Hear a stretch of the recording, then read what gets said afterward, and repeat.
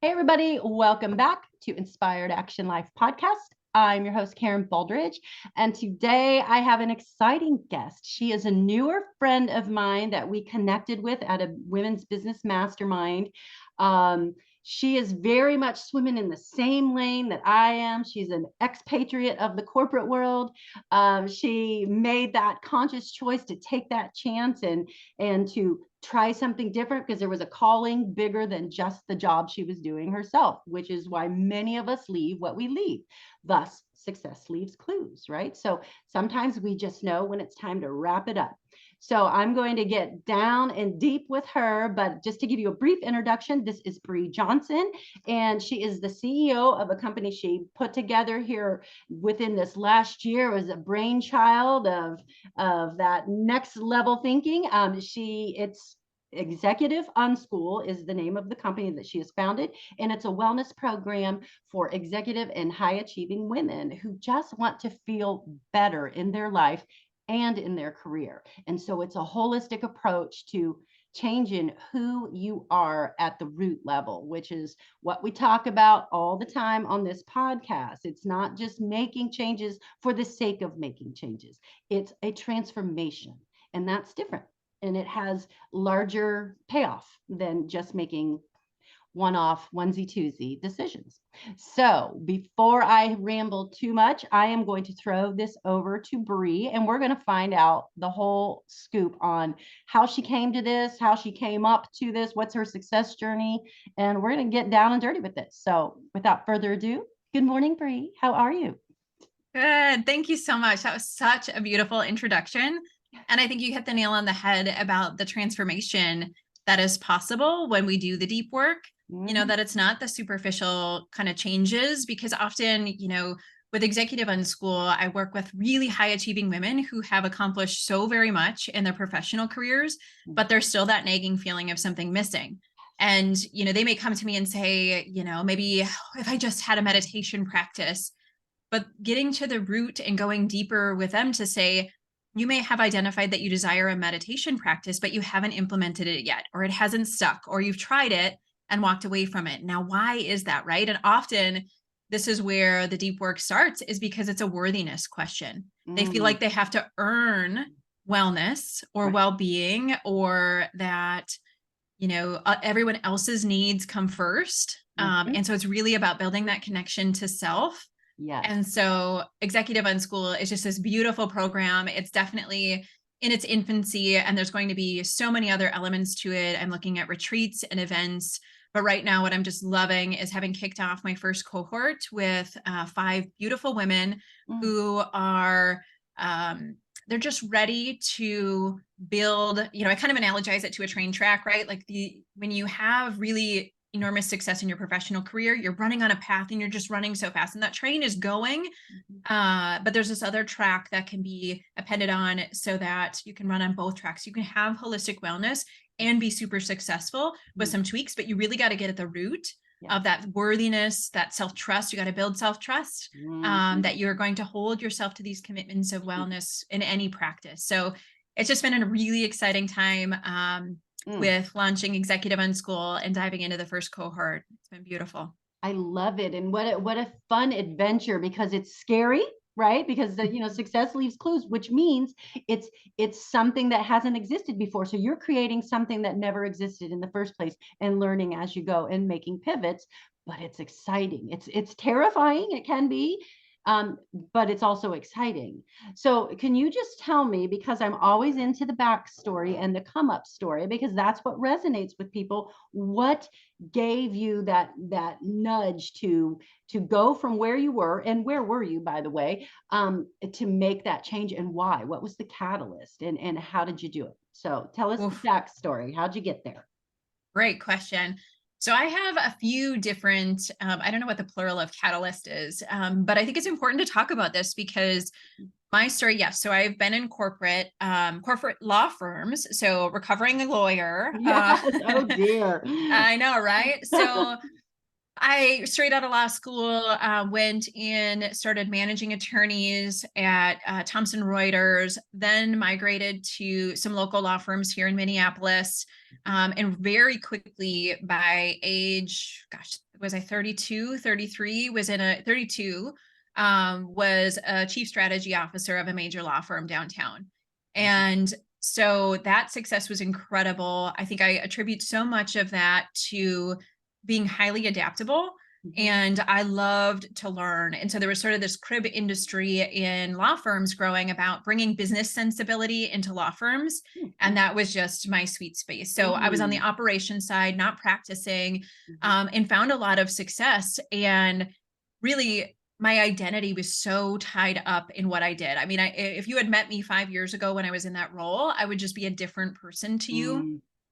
And had this really abrupt awakening around how much time, my boys were very little at that time, maybe 2 and 5, had this abrupt awakening of how do I want to live my life? What are the values that I want to put into action? You know, made an enormous pivot at that point. And then I started my own law firm thinking maybe the answer is hanging my own shingle, starting my own practice, representing employees harmed in the workplace.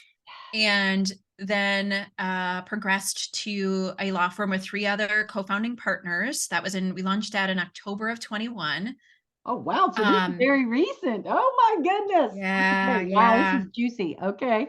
Yeah, it's really juicy because we can take all sorts of tangents from this, but you want to talk about some of the pain of exiting a firm that you co-founded less than 2 years ago. And I will talk about how the signs and symptoms, I guess, that I began to experience both physically and mentally that really led me very quickly to this isn't for me. But the pain that had to come around right alongside this really big decision to leave the law firm that I co-founded, because, for a period of time, it was the goal. I thought, speaking of success leaving clues, I thought I had made it. I had this law firm. We had an enormously successful first year. We were, our phone was ringing. We were supporting clients. For many is really meaningful work, clients and employees who had been harmed in the workplace. So working with plaintiffs, it was really impactful work for these people who'd been harmed, discrimination, sexual harassment, sexual assault in the workplace, some big meaty issues. I was also the managing partner of the firm. So I led all of the business side, the operations. That's kind of my sweet spot. So like the marketing, I was doing really cool things. And by about just a little over a year in, I began to feel, here's how it started for me. I asked myself the question, looking back on the calendar year of 2022 in about November, December, starting to think about 23, I said, what was the one thing I most enjoyed about the work that I was doing in 22? That question cracked open a connection to myself, if you will, where I had the awakening to say it wasn't the representation of employees. It wasn't even the managing partner in the operations work. I had retained one client from and was doing advisory board work. And so kind of consulting with this wonderful leadership group who was all women and was making, I felt like I was having an impact on strategy and profitability and business growth, but also connecting with them at a human level. And by, way far and away was that my favorite thing that I was doing in 2022. And so from that simple question, I began to have like physical sensations that after I would do, tasks associated with things that I didn't enjoy that much, I began to have like this, like kind of like an ick feeling come up, or like almost like I was breaking because I had allowed myself the space to consider whether I actually enjoyed those activities. Now, every time I did them, my body was like, gosh, I really don't like that. It's not a good fit. It did not feel, to use Gay Hendricks, like I was in my zone of genius. And so I sat with that for several months, kind of in the hurt locker is what I called it, sitting with it. The hurt locker. And like, how in the world do I make this huge pivot as an equal founding partner of this firm? How do I first express this? And, make a transition. I wasn't even thinking about what the heck am I going to do after the fact. It was just about how do I make this transition? Right. Because it had started to present in my body as a way like this, it just is not in alignment. And once I opened up the possibility to see that, a lot more came in very quickly that showed me this is not for me. Really? So, Yeah. well, now here's the interesting thing to me, because for us, there pre-enlightenment or pre-awakening, those kind of symptoms could be um, interpreted as anything. You know what I'm saying? You don't always think that there is something deeper going on, like things from your past and all the things that we now know contribute to who we are today in our present state. We are a product of our past, and we can take the things that work for us, but we have to kind of offload some of the things that aren't working for us. But you didn't know that at that time. I know I didn't know that at that time. So what was your first step to remedy this? Like, how did you know, like, oh, I wonder if there's more that I can dig into here? I mean, like, what did you do? What was your next step to really go on this quest? I mean, where did you go from there? Yeah, I allowed myself a lot of space, which I know sounds like kind of woo or, but Right. I got really curious with myself. So after the end of a hard day, crying in my car, I'm getting Yes. curious about like, why do I feel this way? Yeah. I had a few instances. There was one where I was on a really tight deadline. I was actually taking a vacation with my family. It was like 3 days that I got before we pivoted to the business mastermind we were going to. And I had 3 days with family, and there was a deadline, and I was getting call after call, was grinding in the hotel room, and I had an out of body experience that I had to get really curious about in a way to say like, okay, you feel like there's this felt sensation that I was having where I felt like I was being crushed, like just like it was really an overwhelming sensation of Oh like my this, goodness. my heart was racing, those kind of things. And so I had to get really curious about whether I desired that nervous system activation at that level on a very regular basis, because frankly, that to some degree, I definitely don't ascribe to the notion that in corporate or in law or in these high pressure jobs that has to be a feeling all the time, that you just have to Yeah, experience you that said and it's deal with part of that. it, part of the experience. Got to do it. Got to be. Yeah. Yeah, I don't ascribe to that, but I did have to get curious about more of a philosophical question for me.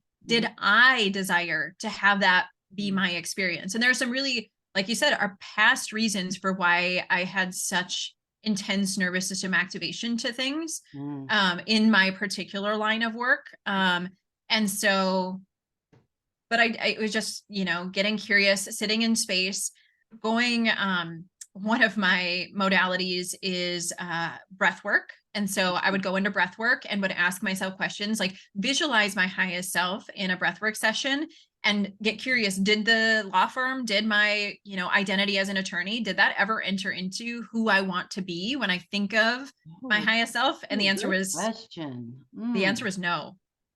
Wow, what a Yeah. revelation. Because again, like you said, you put your whole identity into something that you worked so hard to be. It's not like you were passively, oh, I stumbled into law school. I didn't know what else to do. Oh, boop, just went along with your life. It's not like you stumble into these things. You intentionally curate the path to what you think is your success, and then to all of a sudden have a revelation like this that you never even knew it was a thing, and then to not even see yourself as an attorney. I mean, what?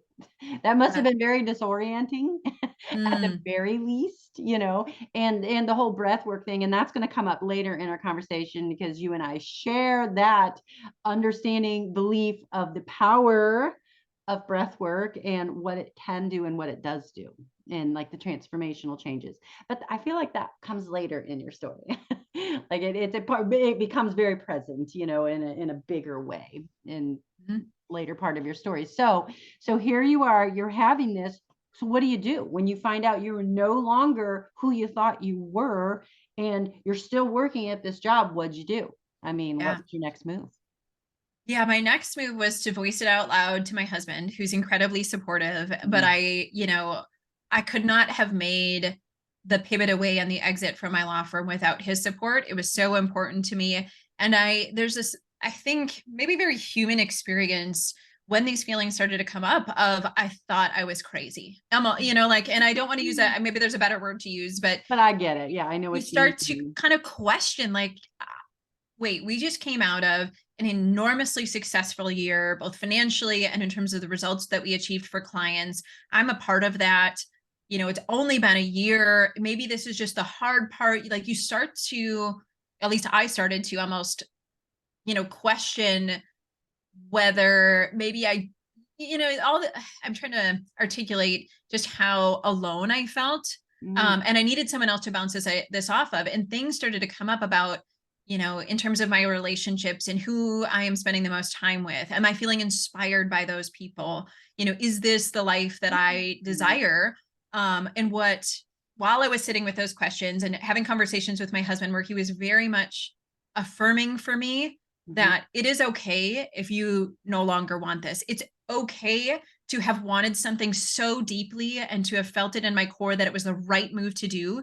And 14 months later, to feel exactly the opposite, that you gave it a go and to still learn from it, as opposed to, like, I don't have regret over being in terms of having been part of the firm, the work I contributed. I'm enormously proud of what I did and how I contributed to the success of the firm in those months. Absolutely. And he helped me to shine a light on, I no longer wanted that, and that was okay too.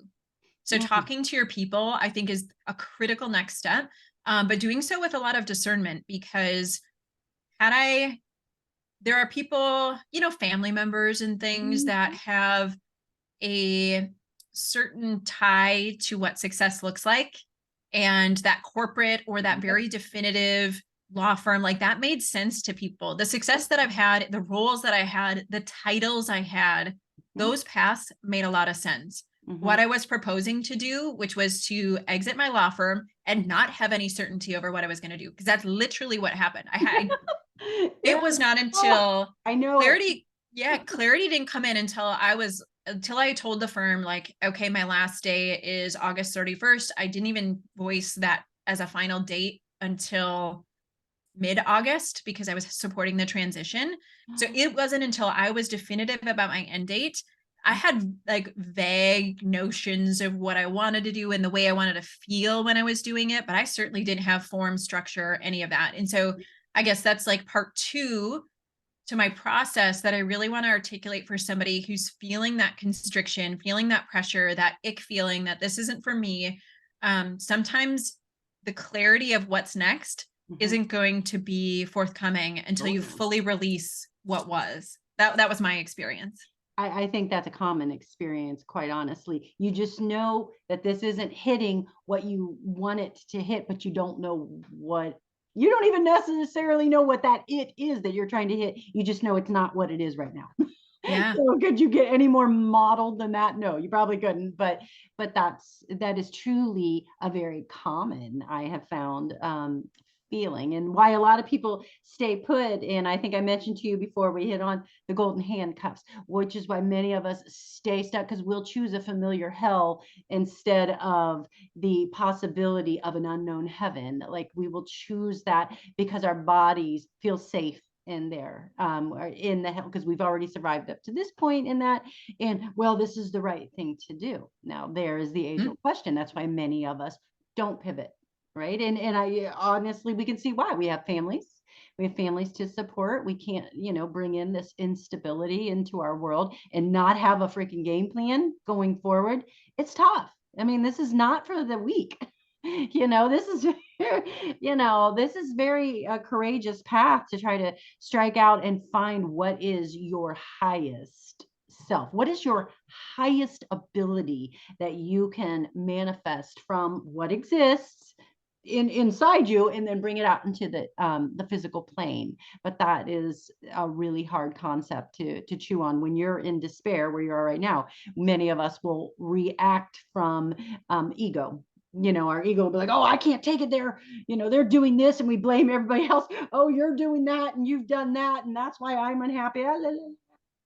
Then we come to find out it's It's not them. They're acting from who they are because they haven't done that internal transitioning, but somehow you were already transitioning internally. Whatever the catalyst was is what it was, and that's what makes it unbearable, right? I mean, would you agree that it's something like that? There's just something in you that already started to transition, even though you couldn't put your finger on it. You didn't know what the crap that path forward was going to be, but you just knew you had to go. Yeah, without a doubt. And just by being open to that, because what happened was, and I'm not going to go too much in detail about it. I'm not trying to intentionally be vague, but it's also, it's so much about like for me, but there was a moment where we were having a group discussion as partners, and there was a moment where I, without a sliver of a doubt, felt I can't do this. This isn't for me. And it was because I wouldn't have identified it as such had I not been already having some of those lingering moments, but it was just kind of, I can't unsee what I just learned about it. And it's nothing harmful. It's just the way that I want to operate at the kind of value alignment I want in my work looks different than some of the values and just some of the ways of operation that my three partners wanted to look. And it was that tipping point for me that was a very clear-cut moment. But I wouldn't have saw it as such had I not been kind of open to the possibility of leaving prior to that point. I didn't, but my brain, my logical, like my conscious brain did not realize that I was open to it until I had that moment, was like, now I can't unsee it. And it is an exit for me. And so then, you know, when we kind of talk about the process, the next step then for me was to voice that out loud. And that took a few weeks. That took weeks of me just building that courage, because it was, I cried when I first shared, I want to sell and dissolve my share. I said those words out loud. And but the thing is on the backside, it was immediate relief, like in all systems, just a flood. You know, prior to that, I was experiencing like physical symptoms of self-sabotage. I got a 4-day migraine. I was having stabbing pains in my back, right? Like it was this quote secret that I felt like I was holding on to and feeling on the inside. It needed to come out. And so the physical body was like having some anger issues about it not coming out. Yes. Yeah. I mean, that's exactly it. And then again, you look at it with different eyes once you're on the other side of this kind of awakening, that anytime there is a pain somewhere in your body, I mean, there are some people on the woo side that would even drill down even further and say, if you've got a headache on your right side, well, that is blah, blah, blah, blah, blah. So there are people out there who understand that physical pain is a manifestation of emotional and mental torment of something that you haven't let go of. I didn't know that. You know, I didn't know that, except, you know, you hear like, oh, I'm stressed, so I feel sick. So you just the basic stuff, but you don't quite understand the drill down. There's like the double click on that is, that's because you're carrying around something within you that you have not been able to release or let go of for maybe even your entire life since you were a child, you know. So there's things that manifest themselves, and then they can only stay down like a beach ball. It can only underwater, it can only stay down for so long, and then it explodes up. And so then there you were, you know, you understood, but you had the mindset to understand that it was manifesting in a physical way because there was something you needed to do and you knew it. But not everybody does, but you did. And that's what your story is different and interesting. And so that way, maybe that will make others listening go, huh, I never thought of it like that. Like there actually is something more going on. It's not just a freaking headache that happens. You know what I'm saying? Oh, I must have eaten, you know, glued. Or I had a friend who would always say MSG would, you know, spark her migraines, which there is probably a lot of truth to that, but there's usually something more. And I now look at all aches and pains through that lens now, because I'm on the other side of this now. So everything is a lot more, you know, you shouldn't have pain for just no reason, right? So, but that's another rabbit hole. Now, I want to ask you about this because this opens up another gate that you and I share common interest in and understanding, and so does our group, our community builders group, is that you are the product of the people you surround yourself with. How they think, you can only think as big as the highest thinking person in your group. And if you are the highest thinking person in your group, you have no expanders. You have no one that helps you get to that next level of thinking big and what is possible, instead of just like, oh, I can't stay, I gotta leave, I gotta stay here, I gotta support my family, and nothing will ever work out if I don't, you know, blah, blah, blah. all the panic thoughts that we have. So let's talk about how the energy of the people may have that. You might have been getting energetic signals, which is what, moved you along. You didn't know it at the time, but you know it now. Would you agree with that? That Without a doubt. Yeah, those signals came in really loud and clear. And it's kind of cool. One of the things I tried to implement, so I'm a manifesting generator is my for human design. Yes.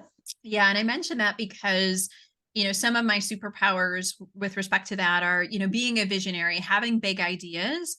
I also get into action really fast around them. And so I did start to run into some of that at the firm. And now I know so much more about human design now. And so I think there could in any situation, when you find yourself in conflict or maybe just not quite seeing eye to eye on a big idea, there's opportunities once you know people's style and you can certainly work through some of these things. But one of the things that really jumped to me when you mentioned this was I thought it was really important for us as attorneys to develop a personal brand. I think it's incredibly important. Everybody, the kind of cliche phrase is that people hire attorneys, they don't hire law firms. And I think that's true in every industry. You really hire the person that you connect with. And so if you, seek to obtain kind of clients of a higher caliber, they're going to look for, and they're going to be looking at your bio, and they're going to be looking at what are you posting, and are you an authority in other spaces? And I think it's, the new wave of law firms and attorneys is not so much that kind of stuffy polished, right? We're in this social media world where people actually want to connect. And so I mentioned this scenario just as it was such a really powerful for me, because I was being such an expander to open our eyes to the possibility and potential of developing a personal brand on LinkedIn and social media. I did not think that was that far afield from, just the practice of law. And I felt it was really important. Seemed normal or whatever, seemed practical, logical. Yeah. And there's a lot of, industry experts. I was bringing articles back to the firm and trying to educate around the potential here. I even had a very well-received presentation I did in early May, but the reception I received when I brought it back to the firm was very, silent, very skeptical, very critical, not understanding, and that's okay. And I'm not trying to position a personal brand and kind of the development of that as something that everybody needs to do. And at the same time, I think it was that experience of I did not sense openness and curiosity on that discovery opportunity. I'm putting a pin in that word, curiosity. Yeah. Pin, continue. Yeah. And so I just didn't receive that in return. And so to me, that was, we aren't on the same maybe expansion path. Now I've held, my titles have been so different than my partners who have always just been practicing attorneys. Several of them had only worked at, one or two firms. And so they have not had some of the varied experiences that I have that kind of cracked open to, we run our own law firm. Let's think like entrepreneurs. We can bring some of the entrepreneurial sensibility in. And so when I was met with resistance on this matter, to your point about relationships and expanders, it was a signal to me that maybe we weren't in the same expansion. We didn't have the same expansion appetite. Yep. And so energetically, it was just another, I'm not sure about this. Well, and especially when you're ready to expand, there's really nothing that can stop it. And if people are in your way, it's easy to okay, well then, without much explanation, then we have to go. So that almost makes it easier because nothing can stop that expansion road. When it's time, it's time, again, out in the ethers, whatever you want to call it. It's just aligned in the stars. And so it's going to go. You can't stop what's for you. Right. So I understand, and even friendships and important relationships, you will suddenly feel at a different level who are my, well, I'm going to use the word expanders again, because some of if no one's succeeding at this level that you are feeling in your heart that you want to be at, but you don't know exactly what it looks like, you don't know how you'll do it, but you want it, and no one around you is doing that or even trying or to pursue something like that, you're like, And all of a sudden it makes you feel like, is there more out there? Or is there other groups to get aligned with or plugged into that have that same gnaw at their soul? Because not everybody has it. You know that. I mean, and we're unique. Like we must be called. In like the Christian faith, they call it like a calling on your life. And so there is like a calling there, that it's hard to not hear it. And so I think that, again, for anyone who is listening, there is a reason you feel unsettled. I mean, and sometimes you can't put words to it and you can't necessarily explain what it is, but it's outside of you and there is a calling to it. And don't put it aside and pretend like it's just, oh, I must be crazy or something. No, there literally is more that's trying to like reel you into its path. And so don't resist it. Just explore. And the word I put a pin in, be curious. That's what we lack. And that's what I found is one of the big traits that stop a lot of people from going bigger or going outside of their golden handcuff box is the curiosity. And some of us have it and some of us develop it, and some of us don't. Some of us are okay to just swim in the lane. And in some ways I wish that I was, you know what I mean? Like it would be easier, gosh dang it, because it torments you, when you're like trying to create things. But all I do know is that the energy component and being in a room. Now we're going to talk into what our group always loves to talk about, getting in the room, right? We hammer that away 1,000 different ways to Sunday, but it's true, right? Getting plugged in the room with other big thinkers is life-giving. Agreed? Oh, without a doubt. Yeah. And I'll expound on that just a little bit. For me, Please. with this mastermind that I did, my getting in the room was literally, and I think I've shared this with you, but I did not understand why. Like speaking of a calling, I have known Lindsay Schwartz for since college. We went together, and I've kind of watched, but never felt like her message was for me. I mean, think of the kind of the roles that I was in. It was lovely to watch her, what she was doing, Right, and right. yeah, but I did not see myself in those rooms. And for some reason, community builders mastermind. And I was like, me? Like, why am I going to? I don't fully understand it, but I just really felt like I needed to be in the room. Had never done anything, hadn't, invested in any kind of networking / development of this nature. I'd been very industry specific, all the law firm, the stuffy things, the industry groups, that was my jam. And from there, yeah. And so it was very strange to me. And then I went and I had a felt sense of home, of acceptance, of community, of support in a way that I've never felt supported in my career. It felt so different. And this is, what did I presented myself as? I'm a law firm managing partner. That's about what the you extent. knew. Yeah. What you knew at that time, Exactly. And I think it was just that deep connection to how I felt on the back end. That was, again, another signal of, wow, this is what those expanders, what does that feel like on the inside when you are with expanders? And man, that is something so incredible to be in the room for. It is. And you can't always account for how you get pulled into these things. Same, I had a similar story. I wasn't even following necessarily Lindsay. So I mean, how weird is it that I showed up there? One of her mentors I had followed for years, Lori Harder, and I would hear Lindsay on her podcast and like their Girlfriends in Business podcast. And I always thought Lindsay, I was drawn to her, fun energy and yet, very direct. And but somehow, some way, I don't know, I had followed her and I saw her mention, like in one of her stories, the community builders. Same thing. I was like, that's what I desire, is being around people who get what I am trying to do, who get it and don't think it's crazy. Like, like you're like this lunatic, that's trying to dream up like this whole new way of doing life. It wasn't that at all. It's like a development, because the way she placed it, it wasn't necessarily like, oh, you've heard of like business mastermind. So it really wasn't positioned as a business mastermind. And that wouldn't have connected for me anyway, because there's a lot of like business coaches out there, whatever. It was the community aspect, is like trying to build like-minded people, because nothing is more life-giving and energy rich than being around people who are also energy rich and heading in the same direction as you, even if you don't know what that direction is specifically.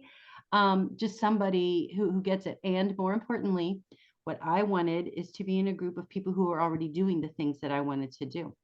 They're my expanders, because I can't go forward without having people who are already in it expanding. So like, you're going to be an expander for somebody who hasn't even put the whole thing together. I'm going to be an expander for people who are feeling the same way too, like feeling like, is there more to this life than just doing what I do and do it good? But that's not good enough. Like, good isn't great. Like I'm looking for great and good. I read a quote, and I think I posted it once on whatever, is good is the enemy of great. And because good is good enough, and I can do good for the rest of my life. Sure, I could do good for the rest of my life, and that's great. And I don't want to be like stingy and whatever. But is it too much to ask for great? I mean, is that too much? And I think a lot of us think that it is, like it's selfish, or it's, with all the craziness going on in our world, how can anyone, oops, I'm buffering, hope for great, you know what I'm saying? But still, I can't squelch it that I do want great. Do you relate with that? Oh, that resonates so much. And I think how that exact sentiment really came into focus for me this year about not only am I worthy of great, but I deserve great. Yes. Just, and that might look like rest. I'm not even talking about like having to go work for great, because I've had to build, like, I've actually had to reframe a lot of my identity and disassociate and kind of unbecome the labels, which has been a process in and of itself. But why this came into such a clear focus for me is within the past year, both of my parents have had very acute health events. And so sort of overlying or layering on top of some of these feelings I was having about it being good, but not really feeling very aligned. And then like things starting to feel like really not good in my body. Was them having some pretty big, health events. And it was this powerful reminder that life is not forever. We get one wild and precious life that we get to live. Chills. And, Chills. heck, if I'll be the one who is going to settle for good just because others' expectations of me, or because I had committed to this firm, or, whatever the should reason might be. It's like, no, none of us know when our time is up. And I would love to look back at whatever time I get when my time is up and say, I gave it everything I wanted. I went after that great. I showed my kids, even if it felt messy and I didn't have all the pieces together, that you are worthy of chasing great. Yes. It's so important to me. And the blessings of some of these health events was how clear that became for me. They're both young, they're in their 60s, and so we just, and that's true for any of us, we've all experienced losing family members before their time, or friends, or what that looks like. And for me, it was just another layer to this puzzle that kind of became my permission in some ways. Nothing will put it into focus than an event that happens with your parents. I lost my mom like 3 weeks after the mastermind that you and I met at. And nothing put things more into focus than that. And seeing out how she lived out her last, specifically, I mean, well, several years, but more specifically her last year after the health event. And nothing puts things into focus quicker than that. Like how the life choices were the culmination of who she was right now. You know what I mean? And either you like what that you saw or you didn't. I didn't, and I was like, oh my God, life is whizzing by, flying by. And like you said, you have one shot at this wild ride we call life. What are you waiting for? Like, if there is something, what permission do you need? Whose permission do you need? What is it that you are waiting for to not at least be curious? Curious is a huge component of anybody's story, whether they know it or not. Curious, look into what is it that you're missing. I don't know why I'm getting blurry here, but I'm buffering and I don't know why. Hello, I'm just blurry. For now, I'll be blurry. It's fine. But yeah, I mean, it's like nothing put it more into clear focus than something happening with her. And then she ultimately passed away. So I get it. I mean, it changes it because you're the next generation, right? And so how are you going to manage things differently so that way when you're in your 60s, what's life going to look like for you? Is it going to look like their life, or is it going to look a little different because you've curated it, right?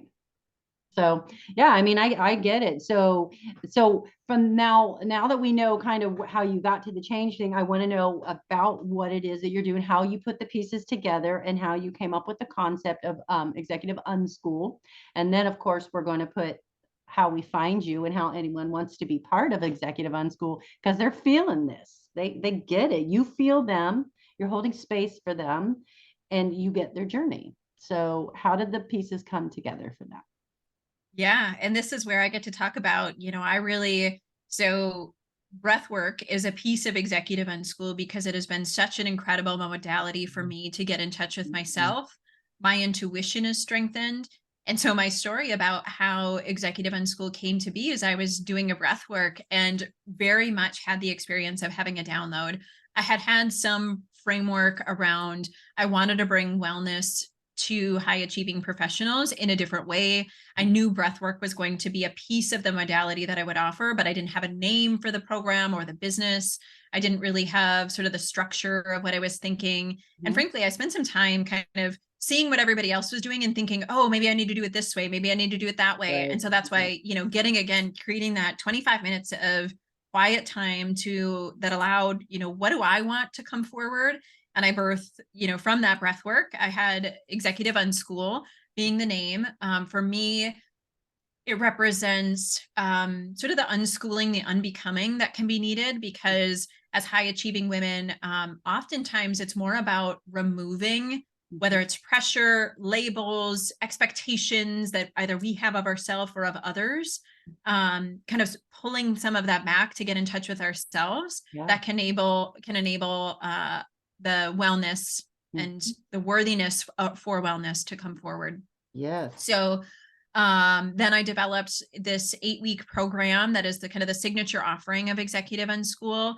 I very firmly believe in group settings. I'm a really also a firm believer in intimate groups, because I love the vulnerability that you can get to so much more quickly. Yeah, it's my sweet spot. Yep. That's beautiful. Yeah. And so the future of Executive Unschool, like I mentioned at the beginning, will include things like retreats. I am doing 2 times annually. I'll be launching the cohorts, which is just going to be these really small groups, like 10 or less women, because I think the rich connections are a piece of the puzzle.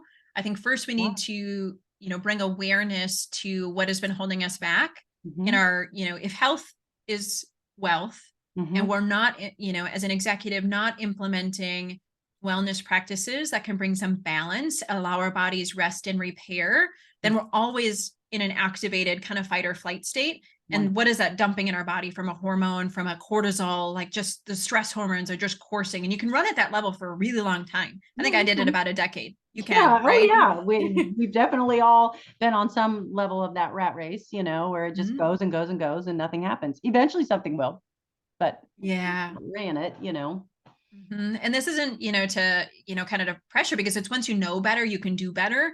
And the methodology of Executive Unschool, yes, it involves breath work, but it really involves also the mentality of small hinges swing big doors. We can make really small adjustments that build that other track of wellness into your everyday.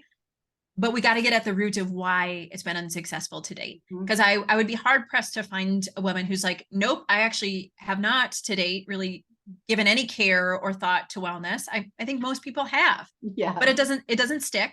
Yeah. And it doesn't, it's not transformational. It's not going to be part of your everyday routine because you think of it as an event. Well, I went to Pilates. Exactly.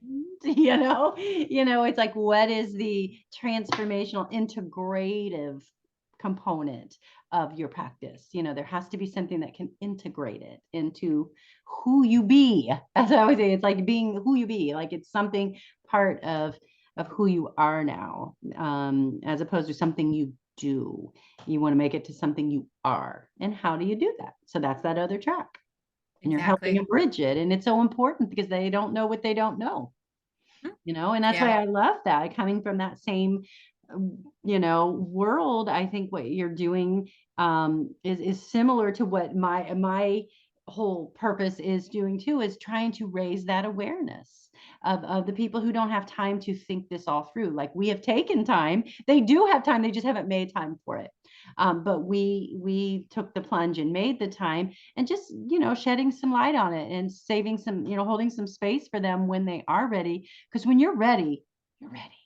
Nothing's going to stop you, right? When you are ready to make that change, wild horses can't stop you from doing life differently. Nothing can stop you. You are looking. You may not know what it is, but you will seek it, because so it's important. So you raising their awareness, showing them how to integrate it, and then what's the last component of it? Like what are like the modules or whatever you would go through in your program? Yeah. So I think a huge piece of it is about the unbecoming, because I think we have to shed, others' expectations and so much of the conditioning. And we don't go super deep on things like inner child, if you will, but it is helpful to think about what were the messages that you heard as a child or as you progressed throughout your career that told you maybe it wasn't, okay to take time for yourself, or that your work, or that you would be judged for, right? There's some of those narratives. And I think women are the unintended recipient of far more of those messages. Or maybe it's just that, you understood that being a woman who has a career and kids and a family, maybe that looks like having to be selfless, right? Things like that. So we got to ditch some of that. And I think that's, yes, that's about awareness. It's about connecting though with others too. And that's why this cohort is such a powerful container for it, because you can hear other women's experience. We need to feel that we're not alone. I think more than anything, that these narratives that we're told, that we're not, out of our minds for having believed them, that society has conditioned us this way, and that's not the only way, right? It's got to be both. And I think that's what group spaces in this executive Unschool container, what we're uncovering is the power of that. We've had so much similar conditioning. How we internalize it may be different. The block that it's created to allow ourselves some space with ourselves, meditation, journaling, just things that allow us to rest and repair. That block for why might be different. Once we uncover that, then we can get to the good stuff. Then in your body, you can feel what it feels like when you incorporate better practices for yourself. You're not going to go back after you feel that. You can't unsee it. And so you can't unbecome that. You are the newest future version of yourself, and you're bridging that gap. And I think one of the most important things, and then we'll find where we can find you, is that you are teaching, and I think this is the unsung hero of metamorphosis and transformation, is that we take accountability for everything that's going on in our lives, the choices that we made. What somebody did to us doesn't exist anymore. It's how we reacted to what they did.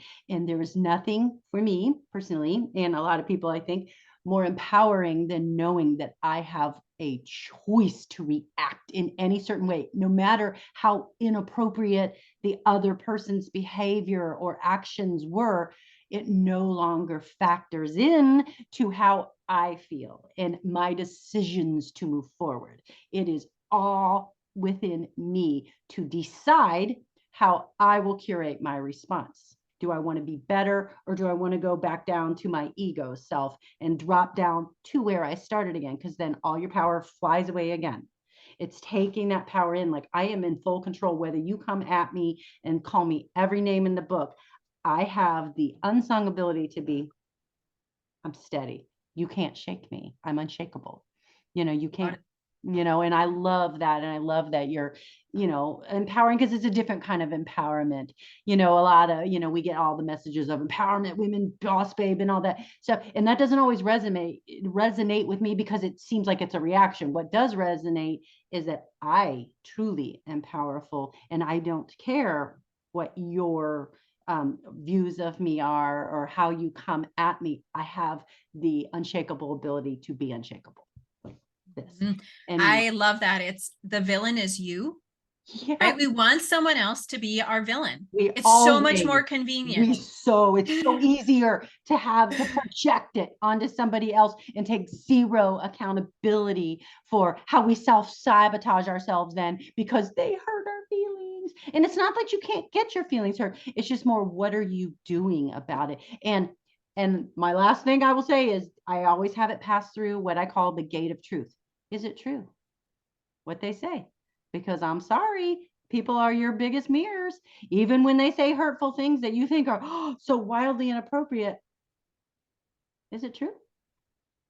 Maybe it is, and we have to be strong enough to consider their words as the gate of truth. So let it pass through the gate of truth, because sometimes it is just from their ego and it isn't true. But some of my biggest hurts led to some of my biggest catalysts, because I wanted to, be mad at the person who said something to me. But at the end of the day, I was like, oh, I'm mad because it's true, or at least a portion. So I love that you are teaching people and these women, because they have so much more extra level power that they can tap into. Where can we find you, or like, who are you catering to, or like already made corporate groups or one-off people? What's your target audience? How can they find you?